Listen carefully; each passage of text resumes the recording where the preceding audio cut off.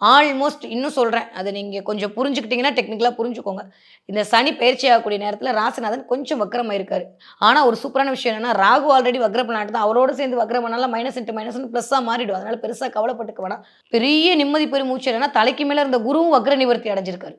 So இதெல்லாம் கூட்டி கழிச்சு பார்த்தோம்னா, மிதுன ராசிக்காரங்க கட்ல அடமழை தான். கொஞ்சம் நீங்களாவே போட்டு அதுவா, இதுவா, இதுவா, அதுவான்னு டைலமாவா இருந்தீங்கல்ல, அதுலேருந்து ஒரு கிளாரிட்டி கிடைச்சிரும்.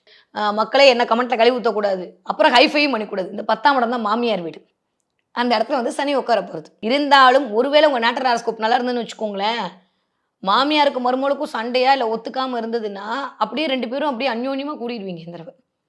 மாமியார் சொத்தெல்லாம் உங்களுக்கு வந்து சேர்றதுக்கான வாய்ப்பை சனி குடுத்தே தீருவார். "ஐய் நான் குடுக்குறேன் கவலைப்படாத" அப்படின்ற மாரி குடுத்துருவாரு போம்போது.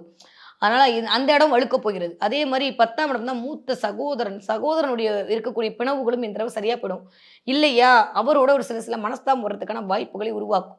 அப்ப உடன் பிறப்பு அப்படின்னு சொல்லக்கூடிய இடத்துல கொஞ்சம் கவனமாக இருக்க வேண்டிய காலகட்டம். யாருக்கு? மிதுன ராசிக்காரர்களுக்கு. மிதுன ராசிக்காரர்களுக்கு இதுவரைக்கும் இல்லாம செல்ஃப் இயங்க போதுன்னு சொன்னேன்ல, சுயத்தின் சார்ந்து சில விஷயங்கள் பண்ணுவீங்க. இதுவரைக்கும் நீங்க வந்திருப்பீங்க. ஆனா, உங்க மேல வேலை செய்றவரு ட்ரான்ஸ்ஃபர் பண்ணி போவாங்க. திரும்ப அந்த இடத்துக்கு ஆளே போட மாட்டாங்க. அப்ப அவரோட வேலையும் சேர்ந்து நீங்க பண்ற மாரி ஆயிடும். ஸோ, அதனால வேலைப்பளு அதிகரிக்கும். மிதுன ராசிக்காரங்களுக்கு இடம் மாற்றம் 100 விழுக்காடு உண்டு.